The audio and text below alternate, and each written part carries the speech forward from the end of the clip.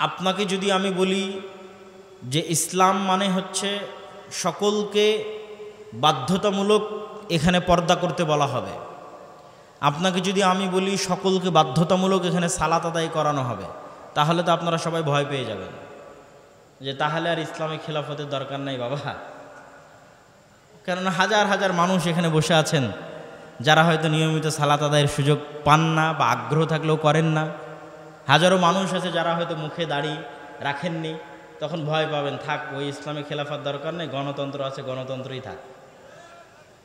কিন্তু আপনাকে জানতে হবে যে এর ঊর্ধ্বে উঠেও, এই ইবাদাহ এবং হুকুম আহকামের ঊর্ধ্বে উঠেও ইসলামী খেলাফতের আরেকটি চেহারা আছে যেটি আজকের আন্তর্জাতিক বিশ্ব আপনাকে দেখতে দিতে চায় না। আন্তর্জাতিক বিশ্ব আপনাকে বুঝাতে যায়, দেখো ইসলামী খেলাফা মানে এভাবে রজম করে হত্যা করা হবে, ইসলামী খেলাফা মানে এইভাবে তোমাদের হাত কাটা হবে। মানে জাস্ট ভীতিকর চেহারাটা জনগণের সামনে তুলে ধরা, যেন মানুষ কখনোই অন্তর থেকে জাস্ট মুখে তাকবীর দেওয়ার সময় আছে কিন্তু বাস্তবে চাওয়ার সময় কেউ চাইবে না যে এখানে ইসলামী খেলাফা প্রতিষ্ঠিত হোক। কিন্তু ইসলামী খেলাফা বা ইসলামী রাষ্ট্র ব্যবস্থার একটা পজিটিভ দিক আছে, এটা এখন আমাদের আলোচনা করতে হবে, জানতে হবে, এটা জানার সুযোগ মানুষের মধ্যে আগ্রহ আছে। এখন মানুষ 16 বছরের ফ্যাসিজম দেখেছে, দুর্নীতি দেখেছে, অন্যায় অত্যাচার গুম খুন দেখেছে। এখন মানুষ মনে করছে আমরা ভালো একটা অবস্থার দিকে এগিয়ে যাব, কিন্তু সত্যি বাস্তবেই কি ভালো একটা অবস্থার দিকে এগিয়ে যাওয়া সম্ভব? যেতে চাইলে কিভাবে সম্ভব? তো ইসলামী খেলাফা এবং রাষ্ট্র ব্যবস্থার দুটো মৌলিক মূলনীতি আপনাদের সামনে তুলে ধরি। এক, ইসলামী খেলাফা বা ইসলামী রাষ্ট্র মানে সেখানে শতভাগ সত্যবাদিতা থাকবে, সেখানে শতভাগ ন্যায়পরায়ণতা থাকবে। শতভাগ সত্যবাদিতা এবং শতভাগ ন্যায়পরায়ণতা দ্বারা আমি কি বুঝাচ্ছি? শতভাগ সত্যবাদিতা এবং ন্যায়পরায়ণতা দ্বারা বুঝাচ্ছি যে আজকে আমরা নীলফামারীতে সবাই মিলে ঘোষণা করলাম যে এখানে আমরা ইসলামী খেলাফা কায়েম করলাম। ইসলামী খেলাফা কায়েম করার পর সবার জন্য সালাত বাধ্যতামূলক করে দিলাম, সবার জন্য পর্দা বাধ্যতামূলক করে দিলাম। তারপরে যার জন্য সালাত বাধ্যতামূলক করেছি ওই নামাজি ওসি, হাজি ডিসি, হাজি টিওনো ইওনো এবং নামাজি এসিল্যান্ড এবং সাব রেজিস্ট্রার, এরা যখন এদের চেম্বারে বসতেছে তখন ঘুষ খাচ্ছে, কিন্তু সে নাকি সালাত আদায় করে, নামাজ পড়ে। আবার সেই ঘুষের টাকা, সেই প্রশ্ন ফাঁসের টাকা নাকি আল্লাহর রাস্তায় দান করতেছে। অনেক বড় দানবীর হিসেবে বড় বড় জালসা সম্মেলনে প্রধান অতিথি, বিশেষ অতিথি হিসেবে আমন্ত্রিত হচ্ছে। আপনি দেখান গত 16 বছরের কোন রাজনৈতিক নেতা, কোন ওসি ডিসি এসপি এমন নাই যে কোনো না কোনো মাদ্রাসা, কোনো না কোনো মসজিদ, কোনো না কোনো জালসা, কোনো না কোনো ইসলামী সম্মেলনের সাথে জড়িত ছিল না? বের করেন। তাহলে তারা ইসলামের আসল অর্থটা বুঝতে পারেনি। এবং যে বুঝতে পারে যে ইসলামের আসল অর্থ কি, সে বলবে এগুলো গণতন্ত্র, সমাজতন্ত্র, এগুলোর দরকার নাই, রাষ্ট্র ক্ষমতা ইসলামকে যেতে দাও, শতভাগ বলবে। কেননা ইসলাম আসলে সর্বপ্রথম আপনারা যারা মাজলুম আছেন, অফিস আদালতে ঘুষ ছাড়া কাজ হয় না, টাকা ছাড়া চাকরি হয় না, বাংলাদেশের কোনো রাজনৈতিক দল এগুলো বন্ধ করতে পারবে না, গণতন্ত্র দিয়ে এগুলো বন্ধ করা সম্ভব নয়। একমাত্র ইসলামই পারবে আপনার যে ন্যায্য অধিকার আছে সেটি আপনাকে ফিরিয়ে দিতে। রাষ্ট্রের যত নাগরিক সুযোগ সুবিধা আছে সমানভাবে প্রত্যেক নাগরিককে সেই সুযোগ সুবিধা প্রদান করা মানে ইসলামের রাষ্ট্র প্রতিষ্ঠা করা, যেটি ওমর রাদিয়াল্লাহু তাআলা আনহু করেছিলেন। এটা ইসলামী রাষ্ট্রের সবচেয়ে ভালো দিক, কিন্তু সেটিকে আমাদের চোখের সামনে আনতে দেওয়া হয় না। এবং আলেম ওলামা, মসজিদ মাদ্রাসা, ইসলামী দল, ইসলামী সংগঠন, তারাও এই বিষয়টার প্রতি ফোকাস করে না। কেন তারা এই বিষয়টার প্রতি ফোকাস করে না? আমার এই বক্তব্য নিয়ে কিছু সমালোচনাও হয়েছে। আমি সত্যবাদিতা এবং ন্যায়পরায়ণতা দ্বারা এইটি বলছি না যে ব্যক্তির মধ্যে তাওহীদ আছে কিন্তু সে সত্যবাদী নয়, ন্যায়পরায়ণ নয়, সে জান্নাতে যাবে না, এ কথা আমি বলছি না।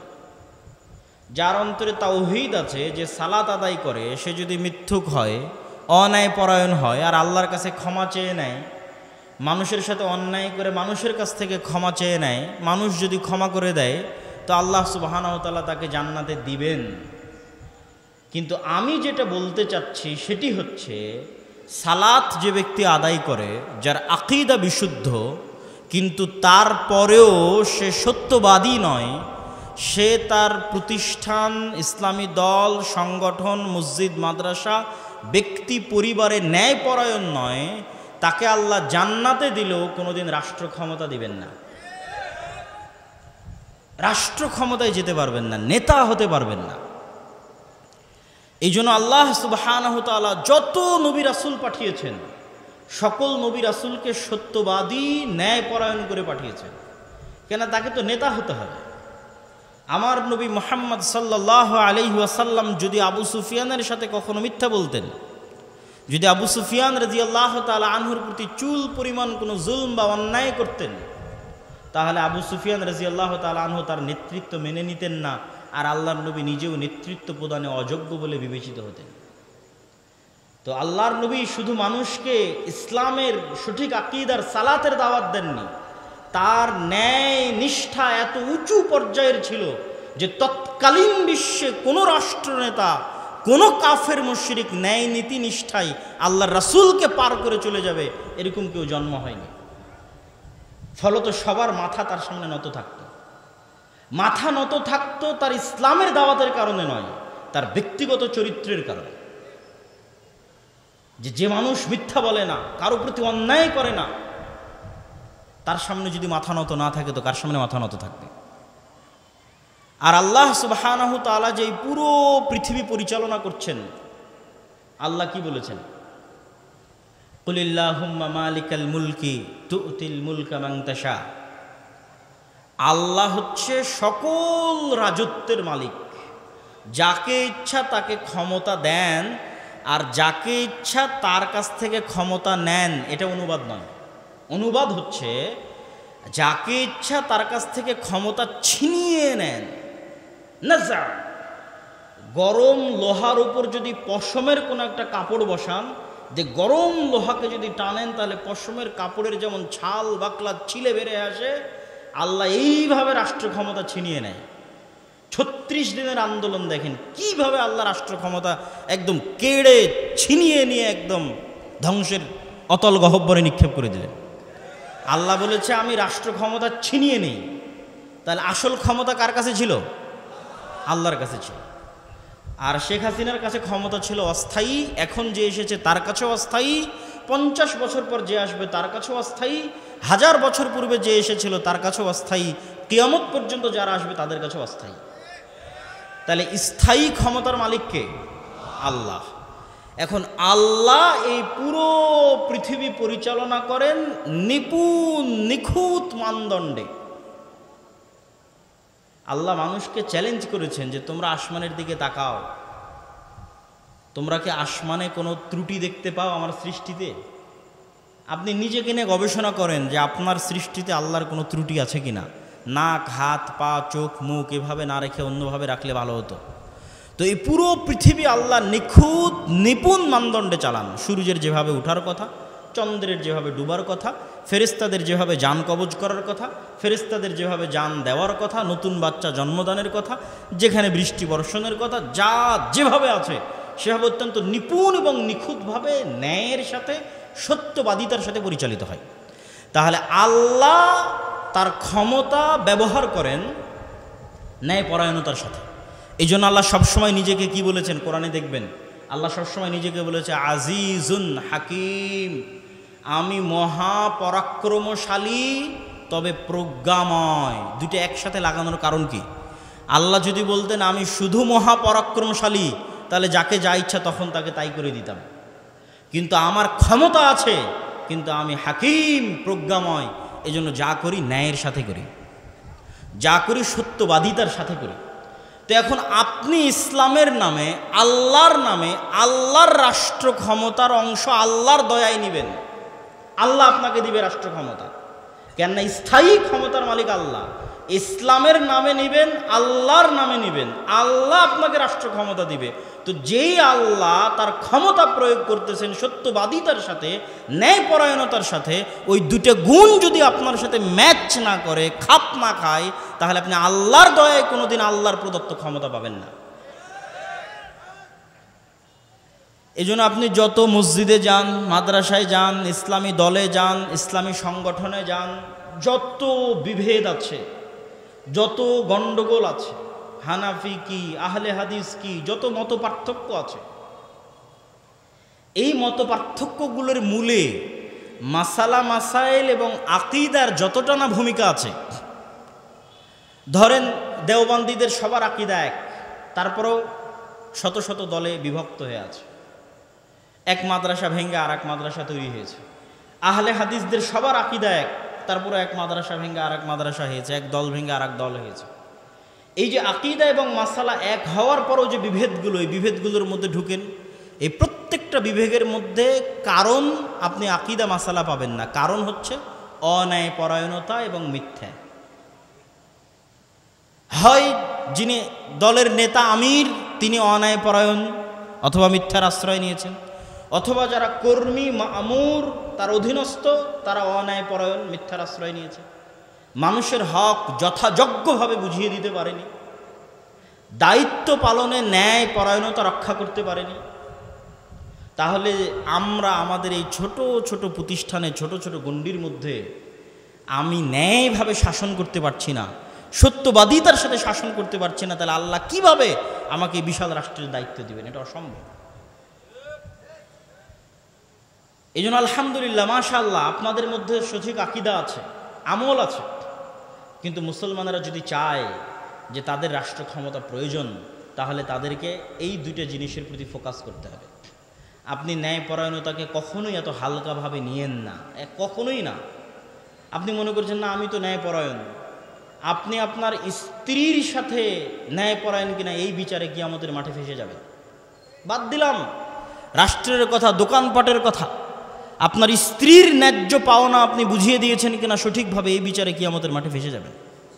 আপনি জানেন বড় বড় আলেম ওলামারা বিবাহ অনেকেই করেননি, কেন করেনি? এই ভয়ে করেনি যে তার স্ত্রীর হক, ন্যায্য হক সে বুঝিয়ে দিতে পারবে কিনা। মানুষের হক খুবই কঠিন, ন্যায়পরায়ণতা প্রতিষ্ঠা করা খুবই কঠিন জিনিস।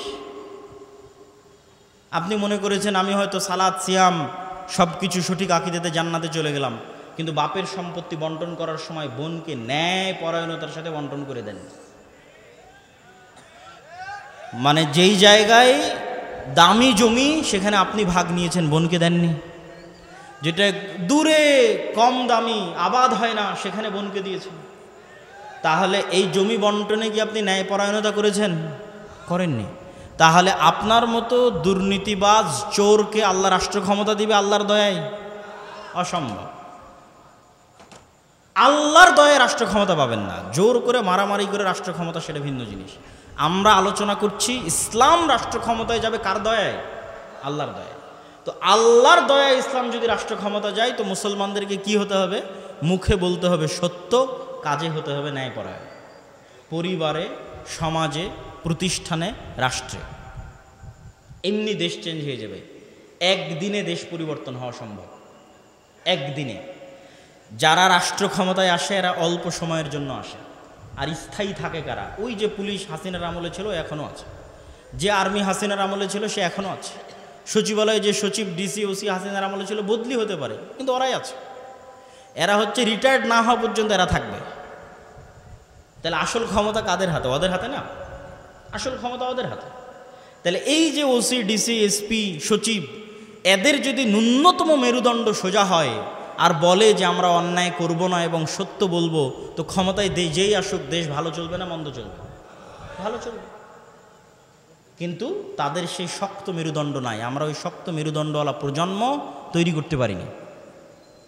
সবাই টাকার কাছে বিক্রি, অর্থের কাছে বিক্রি, অথচ তারা সবাই দাবি করে সে অনেক বড় হাজি, অনেক বড় নামাজি, অনেক বড় দানবীর, বড় বড় জালসার প্রধান অতিথি, বড় বড় জালসার বিশেষ অতিথি। এগুলো ইসলাম নয়। আপনাকে সত্যবাদী এবং ন্যায়পরায়ণ হতে হবে যদি আপনি মুসলমানদের সম্মান রক্ষা করতে চান, ইসলামের সম্মান রক্ষা করতে চান। গুরুত্ব আমি কেন দিচ্ছি এখনকার ইদানিং বক্তব্যে এত সমালোচনার পরে? ওয়াতাম্মাত কালিমাতু রাব্বিকা সিদকাও ওয়া আদলা। আল্লাহ সুবহানাহু ওয়া তাআলা কোরআন মাজিদে বলেন, আপনার প্রতিপালক আল্লাহ সুবহানাহু ওয়া তাআলার সকল আদেশ সমাপ্ত হয়েছে সত্যবাদিতার উপরে, ন্যায়পরায়ণতার উপরে। মানে আল্লাহ যত আদেশ মানুষকে দিয়েছে প্রত্যেকটা আদেশ সত্য, প্রত্যেকটা আদেশ ন্যায়। একটা আদেশ শোনেন, আল্লাহ আদেশ দিয়েছে কি? তোমরা আল্লাহর ইবাদত করবা, শিরক করবা না। তো এবার কালেমা কি? লা ইলাহা ইল্লাল্লাহ। আল্লাহ ব্যতীত ইবাদতের যোগ্য কোনো সত্য মাবুদ নাই। মানে আল্লাহ ব্যতীত যে মাবুদগুলোর ইবাদত করা হয় এদের মধ্যে দুইটা গুণ আছে, এক ওরা মিথ্যা, আর দুই ওরা ইবাদতের অযোগ্য। তো যেটা ইবাদতের অযোগ্য ওটাই অন্যায়পরায়ণতা, ওটাই জুলম, আর ওটাই মিথ্যা। আর সত্য কোনটা? একমাত্র সত্যকে আল্লাহ। আর একমাত্র ইবাদতের যোগ্য ন্যায় কোনটা? আল্লাহর ইবাদত করা। এবং এটা হাদিসেও আছে, রাসূলুল্লাহ সাল্লাল্লাহু আলাইহি ওয়াসাল্লাম বলছেন, তোমরা কি জানো আল্লাহর হক মানুষের উপরে কি, আর মানুষের হক আল্লাহর উপরে কি? তো আল্লাহর হক মানুষের উপর হচ্ছে যে মানুষ ন্যায়পরায়ণ হবে আল্লাহর সাথে, যে ইবাদত আল্লাহ ব্যতীত অন্য কারো করবে না। এটা আল্লাহর সাথে ন্যায়পরায়ণতা, এটা আল্লাহর সাথে সত্যবাদিতা। এরকম করে ধরে ধরে ইসলামের প্রত্যেকটা হুকুমের মধ্যে সত্য আছে, ন্যায় আছে। সম্মানিত উপস্থিতি, তো আপনাকে আগে বুঝতে হবে যে ইসলামী রাষ্ট্র ব্যবস্থা মানে কি। ইসলামী রাষ্ট্র ব্যবস্থায় আপনার কি উপকার আছে, আপনার কি কল্যাণ আছে। ইসলামী রাষ্ট্র ব্যবস্থায় আপনার 6টা মৌলিক অধিকার সংরক্ষিত হবে। 5টা মৌলিক অধিকার দিয়েছে জাতিসংঘ, আর ইসলাম দিয়েছে 6টা মৌলিক অধিকার। অন্ন, বস্ত্র, শিক্ষা, স্বাস্থ্য, বাসস্থান, এগুলোর কথা তো আমরা জানি। তার সাথে ইসলাম আরও একটি যুক্ত করেছে হচ্ছে সম্মান। আপনার সম্মান রক্ষা করা হবে ইসলামী রাষ্ট্রের দায়িত্ব। মানুষ যেন আপনার মানহানি করতে না পারে। ইসলামী রাষ্ট্র হয় কল্যাণমূলক রাষ্ট্র ব্যবস্থা। কল্যাণমূলক রাষ্ট্র ব্যবস্থায় সকল কিছুর জিম্মেদারি রাষ্ট্রের উপর। একজন মানুষ যদি না খেয়ে থাকে তাও দায়ী রাষ্ট্র। একজন মানুষের যদি ঘর না থাকে বসবাস করার জন্য, দায়ী রাষ্ট্র। একজন মানুষের যদি গায়ে কাপড় না থাকে, দায়ী রাষ্ট্র। এই জিম্মেদারি নেওয়া হচ্ছে ইসলামী রাষ্ট্র। সম্মানিত উপস্থিতি, তাহলে এই ধরনের ইসলামী রাষ্ট্র প্রতিষ্ঠার জন্য আমরা কি করতে পারি? আমরা কি তাহলে ভোটের রাজনীতিতে অংশগ্রহণের মাধ্যমে ইসলামী রাষ্ট্র প্রতিষ্ঠা করব? কেউ কেউ বলতে পারে, হ্যাঁ, আমি তাদের সাথে দ্বিমত করছি বা তার বিরোধিতা করছি, এটা নয়। আমি যুক্তির আলোকে আপনাকে পরামর্শ দিতে চাই যে আমাদের করণীয় কি, করা উচিত কি। 1 নম্বর করণীয়, এই রকম পরিস্থিতিতে, যেই পরিস্থিতিতে আমরা আছি, দাওয়াতি কাজ। আপনি বলবেন, আপনাদের কথা শুরু হলেই বলেন দাওয়াতি কাজ। আর কত দাওয়াতি কাজ? কুনতুম খায়রা উম্মাতিন উখরিজাত লিন-নাস তা'মুরুনা বিল মা'রুফ ওয়া তানহাউনা আনিল মুনকার। এই উম্মতে যেহেতু আর কোনো নবী আসবেন না, সেহেতু প্রত্যেক যুগে মানুষকে হেদায়েত করার জন্য দাওয়াত দিবে এই উম্মতের লোকেরাই। বানু ইসরাইলে প্রতি যুগে নবী প্রেরিত হতো মানুষকে দাওয়াত দেওয়ার জন্য, আর এই উম্মতে কোনো নবী আসবে না, তো দাওয়াত দিবে এই উম্মতের লোকেরাই। এখন যদি এখানে কোনো নবী আসতেন তাহলে তিনি কি করতেন? আগে কি দিতেন? আগে দাওয়াত দিতেন। আগে কি দিতেন? দাওয়াত দিতেন। এখন যদি বাংলাদেশে কোনো নবী প্রেরিত হতেন তাহলে তিনি দাওয়াত দিতেন। তো যেহেতু নবী প্রেরিত হবেন না, তো দাওয়াতি কাজ অতীতেও ছিল, আজও থাকবে, ভবিষ্যতেও থাকবে। দাওয়াতি কাজে আমরা সফল নই কেন? নবীদের মতো ইখলাস, নবীদের মতো হিকমাহ, নবীদের মতো সবর, নবীদের মতো কৌশল, নবীদের মতো ভদ্র এবং নম্র আচরণের মাধ্যমে আমরা দাওয়াত দিতে পারিনি। যেখানে মূসা আলাইহিস সালাতু ওয়াস সালামকে ফেরাউনের নিকটে দাওয়াত দিতে পাঠানো হয়েছে, তারপরে বলা হচ্ছে ভালো ভাষায় কথা বলবে। আর আমারই আর এক মুসলিম ভাইকে দাওয়াত দিতে গিয়ে বলতেছি তুই মুশরিক, তুই বেদাতি, তুই জাহান্নামী, তুই কাফের। তো তাহলে আমাদের দাওয়াতি স্ট্র্যাটেজির মধ্যে, পদ্ধতি কৌশলের মধ্যে ত্রুটি আছে। আমরা যত ইসলামী দল সংগঠন বলেন, আলেম ওলামা বলেন, রাষ্ট্রের টপ লেভেলে যদি কেউ দাওয়াত নিয়ে গিয়ে থাকে তাহলে নিজের স্বার্থের জন্য নিয়ে গেছে। বেশিরভাগ আমরাও নিজের স্বার্থের জন্য নিয়ে গেছি। স্বার্থ মানে কি বুঝতে পারছেন? স্বার্থ মানে হচ্ছে আমার এই কাজটা আটকে আছে, এই কাজটা একটু করে দিতে হবে ভাইজান। ওসি, ডিসি, এসপি, মন্ত্রী সবার কাছে গেছি, ভাই আমার মাদ্রাসার এটা আটকে আছে, ভাই আমার এই দলের এটা আটকে আছে, ভাই আমার পত্রিকার এই সমস্যা হয়ে আছে, একটু কাজটা করে দেয়। কেউই নিঃস্বার্থভাবে শুধু ইসলামের প্রতিনিধি হিসেবে তাকে ইসলামের দাওয়াত দিতে গেছে এরকম নাই। যে আপনি প্রধান উপদেষ্টা ডক্টর ইউনূস আপনার কাছে আজকে কিছু চাইতে আসেনি, আপনার কাছে দাওয়াত দিতে এসেছি যে এই হলো আল্লাহর দাওয়াত, এই হলো আল্লাহর নবীর দাওয়াত, এর মধ্যে আপনার কল্যাণ আছে। এরকম নিঃস্বার্থ দাওয়াত নিয়ে যাবে নাই। আর নবীগণ সব সময় রাষ্ট্রের টপ লেভেলে দাওয়াত নিয়ে গেছেন নিঃস্বার্থ। ইব্রাহিম আলাইহিসসালাতু ওয়াসসালাম তৎকালীন যুগের রাষ্ট্রপ্রধান নমরুদকে হিট করেছেন নিঃস্বার্থভাবে। নমরুদের কাছে ইব্রাহিম আলাইহিস সালামের কোনো চাওয়া পাওয়া ছিল না। মুসা আলাইহিসসালাতু ওয়াসসালাম ফেরাউনকে হিট করেছেন নিঃস্বার্থভাবে। মুহাম্মদ সাল্লাল্লাহু আলাইহি ওয়াসাল্লাম আবু জাহাল, আবু লাহাবকে হিট করেছেন, দাওয়াত দিয়েছেন নিঃস্বার্থভাবে, কোনো চাওয়া পাওয়া নাই। চাওয়া পাওয়া না থাকার মাত্রাটা দেখেন যে মুহাম্মদ সাল্লাল্লাহু আলাইহি ওয়াসাল্লাম যখন মাজলুম মক্কার মাটিতে, যখন তাকে সহযোগিতা করার মতো কেউ নাই, তখন আবু জাহাল মুহাম্মদ সাল্লাল্লাহু আলাইহি ওয়াসাল্লামকে প্রস্তাব দিচ্ছে যে আসো ক্ষমতা ভাগাভাগি করি, 1 বছর তোমার আল্লাহর ইবাদত হবে, আর 1 বছর আমাদের মূর্তির পূজা হবে। 1 বছর তোমার ইসলামের আইন অনুযায়ী দেশ চলবে, আর 1 বছর আমরা আমাদের মতো দেশ চালাবো। রাসূলুল্লাহ সাল্লাল্লাহু আলাইহি ওয়াসাল্লাম সেই দিন কি বলেছিলেন? লাকুম দীনুকুম ওয়ালিয়া দীন, লা আ'বুদু মা তা'বুদুন। স্পষ্ট কথা, কাফারনা বিকুম, এগুলো এক একটা কোরআনের আয়াত। কি বললেন? তোমাদের দিন তোমরা পালন করো, আমাদের দিন আমাকে আমার মতো পালন করতে দাও। তোমরা যার ইবাদত করো আমি তার ইবাদত করতে পারবো না। কাফারনা বিকুম, তোমরা যার ইবাদত করো তাদের সাথে আমরা কুফরি করলাম। কত শক্ত কথা। ওয়াজতানিবুত তাগুত বলা আছে যে তাগুতকে অস্বীকার করতে হবে।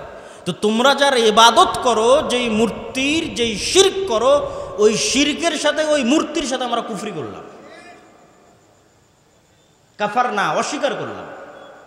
আপোষের তো কোনো প্রশ্নই আসে না। এরকম নিঃস্বার্থ দাওয়াত আলেম ওলামাগণ, ইসলামী দল, ইসলামী সংগঠন নিঃস্বার্থভাবে নিয়ে যাবে, এটা হয়ে ওঠেনি। তাহলে 1 নাম্বার হচ্ছে ব্যাপক দাওয়াতি কাজ করতে হবে, কিন্তু নিঃস্বার্থভাবে, ইখলাসের সাথে, ভালো ব্যবহারের সাথে, সবরের সাথে। 900 বছর দাওয়াত দিয়েছে নূহ আলাইহিস সালাতু ওয়াস সালাম। আমরা 16 বছরই ক্লান্ত হয়ে গেছি। দাওয়াত দিতে হবে। 2 নাম্বার কাজ কি? 2 নাম্বার কাজ হচ্ছে সমাজ এবং দেশের মানুষের সাথে সম্পৃক্ত থাকতে হবে। আজকে আলেম ওলামা, মসজিদ, মাদ্রাসা, সমাজ বিচ্ছিন্ন, ডিসকানেক্টেড ফ্রম দ্য সোসাইটি। সমাজের সাথে তাদের কোনো কানেকশন নাই। আমাদের কাজ কি? আমরা ঘরে বসে বই লিখব, গবেষণা করব, ক্যামেরার সামনে একটা ভিডিও রেকর্ড করব, অনলাইনে কোর্স পরিচালনা করব, বিশ্ববিদ্যালয়, মাদ্রাসায় টিচারি করব। সমাজ আর দেশ জান্নাতে গেল কি জাহান্নামে গেল দেখে লাভ নাই। অথচ আমাদের নবী মুহাম্মদ সাল্লাল্লাহু আলাইহি ওয়াসাল্লাম না বই লেখা জানতেন, না বই পড়া জানতেন। তাহলে আমার নবী গবেষকও ছিলেন না, আমার নবী লেখকও ছিলেন না, আর আমার নবী পিএইচডি ডিগ্রিধারীও ছিলেন না, আর আমার নবী কোনো বিশ্ববিদ্যালয়, মাদ্রাসায় চাকরিও করতেন না। তাহলে তিনি আল্লাহর কাছ থেকে জ্ঞান নিয়ে, মানে কোরআন শিখে 5 ওয়াক্ত সালাত আদায় বাদে বাকি সময় মানুষের পিছনে দিতেন।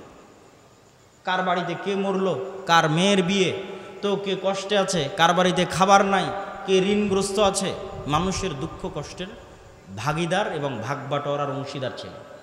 মদিনা এবং মক্কায় বসবাসরত কোনো মানুষ মনে করবে যে আজকে সে বিপদগ্রস্ত আছে আর তার পাশে দাঁড়ানোর মতো মুহাম্মদ সাল্লাল্লাহু আলাইহি ওয়াসাল্লাম না, এটা অসম্ভব। তিনি সমাজের মানুষের সাথে ফুললি কানেক্টেড ছিলেন। আপনি সমাজ বিচ্ছিন্ন হয়ে কখনোই ইসলাম প্রতিষ্ঠা করতে পারবেন না। আর ইসলাম চার দেওয়ালের মধ্যে, মসজিদের চার দেওয়ালের মধ্যে সীমাবদ্ধ থাকার জিনিসও নয়। ইসলামকে রিপ্রেজেন্ট করতে হবে। আপনাকে ইসলামের প্রতিনিধি হিসেবে সমাজের মানুষের সাথে কানেক্টেড হতে হবে, যে ইসলাম কত সুন্দর, এই মানুষের সাথে উঠা বসা করে দেখো কত সুন্দর। এই ইসলামের প্রতিনিধি, এর সাথে কথা বলে দেখো ইসলাম কত সুন্দর। আজকে আফগানিস্তানে যারা ক্ষমতায় এসেছে তাদের আকীদা নিয়ে সমালোচনা হতে পারে, তাদের বিশ্বাস নিয়ে ফতোয়া ফারায়েজ মাসলা মাসাইল নিয়ে মতভেদ থাকতে পারে, কিন্তু দুটো পয়েন্টে কোনো আফগানিও দ্বিমত করবে না যে তারা সত্যবাদী, ন্যায়পরায়ণ। কোথাও একটা টাকা দুর্নীতি হবে এটি তাদের দ্বারা বরদাস্ত করা সম্ভব নয়। তো তারা এই জায়গায় এসেছে কিভাবে? সমাজের মানুষের সাথে সম্পৃক্ত থেকে, সমাজের মানুষের দুঃখ কষ্টের অনুভূতির অংশীদার হয়ে, সমাজের মানুষের দায়িত্ব নিয়ে। যখন রাশিয়ার সাথে যুদ্ধের পর গোটা আফগানিস্তানে গৃহযুদ্ধ, কোনো ল অ্যান্ড অর্ডার নাই, যেমন আমাদের দেশে 3 দিন কোনো সরকার ছিল না, এরকম ল অ্যান্ড অর্ডারবিহীন অবস্থায় খুন, চুরি, রাহাজানি, ধর্ষণ একাকার। তখন এক মাদ্রাসার ছাত্ররা বের হয়ে এক জায়গায় ধর্ষকের শাস্তি প্রকাশ্যে বাস্তবায়ন করে দিয়েছে। তখন মানুষজন কি দেখল? যে এরা তো ন্যায়পরায়ণতা প্রতিষ্ঠা করতে জানে, এদের কাছেই তো আমাদের জানমাল নিরাপদ, আমাদের ধন সম্পদ নিরাপদ, আমাদের পরিবার পরিজন নিরাপদ। আমরা কি চাই? নিরাপত্তা চাই, শান্তি চাই। তো ওই নিরাপত্তা, ওই শান্তির গ্যারেন্টি বাংলাদেশে বসবাসরত ইসলামের যারা রিপ্রেজেন্টার, ইসলামকে যারা প্রতিনিধিত্ব করে, তারা দিতে পেরেছে কিনা? তারা তাদের ন্যায়পরায়ণতা, সত্যবাদিতা দিয়ে সেটা ফুটে তুলে ধরতে পেরেছে কিনা?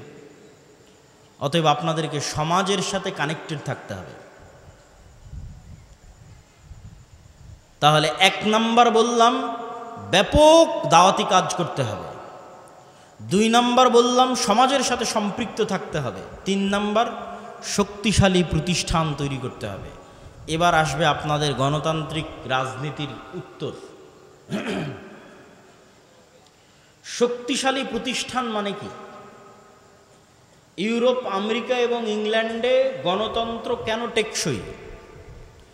ইংল্যান্ড এবং আমেরিকাতে প্রতিষ্ঠানগুলো পাওয়ারফুল, এই জন্য টেকসই। প্রতিষ্ঠান পাওয়ারফুল মানে পুলিশ বাহিনী স্বাধীন স্বতন্ত্র, বিচার বিভাগ স্বাধীন স্বতন্ত্র। ক্ষমতায় বাইডেন কি ট্রাম্প সেটা বিষয় নয়, পুলিশ তার মতো ফাংশন করে, বিচার বিভাগ তার মতো ফাংশন করে।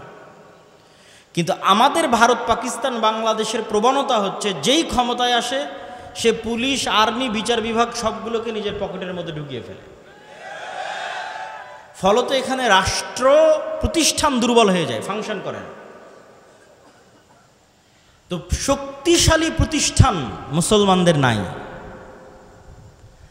কোটি কোটি ভোটার আছে, কিন্তু এই কোটি কোটি ভোটারের প্রতিনিধিত্বকারী শক্তিশালী প্রতিষ্ঠান নাই। আপনি শক্তিশালী প্রতিষ্ঠানের, বেসরকারি শক্তিশালী প্রতিষ্ঠানের 2-1টা উদাহরণ নেন। যখন প্রধানমন্ত্রী হাসিনা বিদায় নিল, তখন অটোমেটিক ট্রানজিশন অফ পাওয়ার, পাওয়ারের হস্তান্তর, এটিই নিয়ম যে যখন রাষ্ট্র অকার্যকর তখন রাষ্ট্রের অবস্থানরত শক্তিশালী প্রতিষ্ঠানগুলোর কাছে ক্ষমতা চলে যায়। তো বাংলাদেশের সবচেয়ে শক্তিশালী প্রতিষ্ঠান হচ্ছে আর্মি। তো ফলত যখন প্রধানমন্ত্রী হাসিনা বিদায় নিয়েছে তখন অটোমেটিক ক্ষমতা চলে গেছে আর্মির কাছে। আরও অসংখ্য শক্তিশালী প্রতিষ্ঠান আছে। প্রথম আলো একাই একটা শক্তিশালী প্রতিষ্ঠান, ডেইলি স্টার একাই একটা শক্তিশালী প্রতিষ্ঠান, ব্রাক একাই একটা শক্তিশালী প্রতিষ্ঠান, গ্রামীণ ব্যাংক একাই একটা শক্তিশালী প্রতিষ্ঠান, মানবাধিকার সংস্থা অধিকার একাই একটা শক্তিশালী প্রতিষ্ঠান। তাহলে যখন রাষ্ট্র অকার্যকর তখন অটোমেটিক রাষ্ট্রের ক্ষমতা এই প্রতিষ্ঠানগুলোর কাছে চলে গেছে। আমাদের কোটি কোটি ভোটার আছে, কিন্তু আমাদের প্রতিনিধিত্ব করবে এরকম শক্তিশালী মিডিয়া নাই, আমাদের প্রতিনিধিত্ব করবে এরকম শক্তিশালী অর্থনৈতিক প্রতিষ্ঠান নাই, এরকম শক্তিশালী মানবাধিকার সংস্থা নাই যে মুসলমানদের প্রতিনিধিত্ব করবে। না হলে 5ই আগস্টের চাইতে সুবর্ণ সুযোগ মুসলমান বা ইসলাম ক্ষমতায় যাবে, এর যে সুবর্ণ সুযোগ অতীতেও কোনোদিন আসেনি, পরে আসাও কঠিন। তাহলে কেন পারেননি? কোটি কোটি ভোটার থাকার পরেও কেন পারেননি? আপনাদের কারো, এত ইসলামী দলের, এত ইসলামী সংগঠনের কারো শক্তিশালী প্রতিষ্ঠান ছিল না। তাহলে কোটি কোটি ভোটার দিয়ে আপনি কি করবেন যদি শক্তিশালী প্রতিষ্ঠান না থাকে? এরকম 5ই আগস্ট প্রত্যেক 20 বছর, 25 বছর, 30 বছর পর আসবে। কালকেই আপনাকে ভোট করে ক্ষমতায় যেতে হবে 5 বছরের জন্য, 3 বছরের জন্য, 4 বছরের জন্য। এটি স্বল্প মেয়াদী পরিকল্পনা। আপনি দীর্ঘমেয়াদে পরিকল্পনা করেন, 50 বছর পর, 100 বছর পর আপনি বাংলাদেশের মাটিতে ইসলামকে বিজয়ী দেখতে চান, তার জন্য কি করা লাগবে সেটা ভাবেন। কাল ক্ষমতায় চলে যাবে এই আকাশ কুসুম কল্পনা 100 বছর থেকে আমাদের হিস্ট্রি পড়া আছে। ইসলামিক খেলাফার পতন থেকে নিয়ে 100 বছর পার হয়ে গেছে। একটা থিওরি পরীক্ষা করার জন্য 100 বছর যথেষ্ট। অ্যাজ এ থিওরি, ডেমোক্রেসি ইসলাম প্রতিষ্ঠার মাধ্যম হিসেবে পৃথিবীতে এখন পর্যন্ত ব্যর্থ 100 বছর। তো 100 বছর যথেষ্ট। আমি যদি একটু বেশি করে বলি তাহলে অনেকেই কষ্ট পায়, তো একটু বেশি করে বলি, অত বেশি করে বলবো না, একটু বেশি করে বলি। 15 বছর বা 16 বছর যে আপনারা ফ্যাসিজম বলছেন, এই ফ্যাসিজমে আয়নাঘর ছিল, গুম ছিল, খুন ছিল, দুর্নীতি ছিল। তো আপনি বলেন তো এই 16 বছর ফ্যাসিজম কিসের নামে চলেছে? গণতন্ত্রের নামে চলেছে। কিসের নামে চলেছে বলেন? গণতন্ত্রের। এই 16 বছর ফ্যাসিজম সেকুলারিজম, ধর্মনিরপেক্ষতাবাদের নামে চলেছে না অন্য কোনো নামে চলেছে? হ্যাঁ, ধর্ম যার যার, উৎসব সবার, এটা কিসের স্লোগান? সেকুলারিজমের স্লোগান না, ধর্মনিরপেক্ষতাবাদের স্লোগান। তাহলে ধর্মনিরপেক্ষতাবাদের নামে চলেছে, সেকুলারিজমের নামে চলেছে, লিবারালিজমের নামে চলেছে। তাহলে আপনাকে এই জিনিসটা বুঝতে হবে। এটা বললে বক্তব্য অনেক ভারী হয়ে যায়। আপনাকে এই জিনিসটা বুঝতে হবে যে গত 16 বছর আয়নাঘর, গণতন্ত্র আর ধর্মনিরপেক্ষতাবাদ বানিয়েছে। গত 16 বছর গুম খুন গণতন্ত্র করেছে। গত 16 বছর গুম খুন সেকুলারিজম করেছে। সেকুলার সিস্টেম ডেমোক্রেটিক সিস্টেম করেছে, কোনো ব্যক্তি করেনি। ওই সিস্টেম এখনো আছে। ওই সিস্টেম এরকম আবারও জালেম তৈরি করবে, আবারও এরকম স্বৈরাচার তৈরি করবে। আজ থেকে কারো হায়াত যদি 30 বছর আল্লাহ বাড়িয়ে দেয়, আর আমারও হায়াত যদি আল্লাহ বাড়িয়ে দেয়, তো 30 বছর পর স্মরণ করবেন, বলেছিলাম এই সিস্টেম আবারও জালেম তৈরি করবে। কেন? এটা হচ্ছে পাশ্চাত্য বিশ্বের সুবিধা, যে আমাদের সিস্টেম টিকে থাক, সবার রাগ নির্দিষ্ট ব্যক্তির উপর উঠুক। তো সবার রাগ নির্দিষ্ট ব্যক্তির উপর উঠে গেছে, নির্দিষ্ট ব্যক্তি পালিয়ে গেছে, সবাই ঠান্ডা হয়ে গেছে, কিন্তু সিস্টেম কিন্তু টিকে গেছে। তাহলে আপনাকে বুঝতে হবে যে এই যে বৈষম্য বিরোধী ছাত্র আন্দোলনে যদি 1700 নিহত হয়ে থাকে, তাহলে 1700 জনকে হত্যা করেছে কে বলেন তো? একটু জোরে বলেন দেখি, কে? এই 1700 জনকে হত্যা করেছে গণতন্ত্র এবং ধর্মনিরপেক্ষ মতবাদ। অনেক অনেক কঠিন কথা বলে দিলাম, কিন্তু এটিই সত্য। এটা যত দ্রুত মুসলমানেরা বুঝবে, তা আপনি তাহলে কি বলছেন তাহলে আপনি এই সিস্টেমকে অমান্য করে উপরে ফেলে দিবেন? এটা কখনোই বলিনি। কেননা আমরাই আপনাদের সামনে বক্তব্য দিয়েছি যে চলন্ত যার কাছে ক্ষমতা আছে, রাষ্ট্র ক্ষমতা আছে, তাকে আনুগত্য করতে হবে। আমরাই বক্তব্য দিয়েছি এবং সেটার বিরুদ্ধে বিদ্রোহ করাকে আমরা খারিজি মতবাদ বলেছি। কিন্তু সমাধানের রাস্তা কোনটা? সমাধানের রাস্তা ওইটা। সেটা হচ্ছে মানুষ অবশ্যই বুঝবে যে এই সিস্টেম জালেম তৈরি করে, এই সিস্টেম স্বৈরাচার তৈরি করে, এই সিস্টেম দুর্নীতিবাজ তৈরি করে, এই সিস্টেম আমাদেরকে মাজলুম করে। কিন্তু এই সিস্টেমের বিরুদ্ধে শক্ত আওয়াজ তোলার জন্য আপনাদের প্রতিষ্ঠান লাগবে। এরকম 100 বছরও যদি রাজনীতি করেন, ভোট করেন, তো ওই পাওয়ার অর্জন করতে পারবেন না যেই পাওয়ার একটা প্রতিষ্ঠানের থাকে, শক্তিশালী প্রতিষ্ঠানের থাকে। সম্মানিত উপস্থিতি, তাহলে আপনাদেরকে দিক নির্দেশনামূলক কি বললাম? 1 নাম্বার বলেছি ব্যাপক দাওয়াতি কাজ করতে হবে, 2 নাম্বার বলেছি সমাজ এবং দেশের সাথে সম্পৃক্ত থাকতে হবে, 3 নাম্বার বলেছি শক্তিশালী প্রতিষ্ঠান তৈরি করতে হবে, 4 নাম্বার পয়েন্টটা আগে সংক্ষিপ্ত আলোচনা করেছি, একটু আলাদা পয়েন্ট আকারে এখন বলি। 4 নাম্বার পয়েন্ট হচ্ছে, এখন আপনার কাছে যত ছোটোখাটো প্রতিষ্ঠান আছে, যত ছোটোখাটো মসজিদ আছে, মাদ্রাসা আছে, দল আছে, সংগঠন আছে, এগুলোতে ন্যায়পরায়ণতা, সত্যবাদিতা প্রতিষ্ঠা করে। যে কোনো একটা ছোট্ট মাদ্রাসায় ন্যায়পরায়ণতা, সত্যবাদিতা প্রতিষ্ঠা করেন, আল্লাহ কবুল করলে ওই মাদ্রাসা থেকে রাষ্ট্র ক্ষমতায় পৌঁছে দেবে। বেশি কিছু লাগবে না, এই 2টা গুণ লাগবে। একটা ছোট্ট সংগঠনের মধ্যেও যদি ন্যায়পরায়ণতা, সত্যবাদিতা প্রতিষ্ঠা হয়, আল্লাহ ওখান থেকেই রাষ্ট্র ক্ষমতায় পৌঁছে দেবে। কিন্তু সত্যবাদিতা এবং ন্যায়পরায়ণতা ছাড়া রাষ্ট্র ক্ষমতায় যাওয়ার জন্য আল্লাহ সুবহানাহু ওয়া তাআলার দয়ায় কোনো সুযোগ নেই।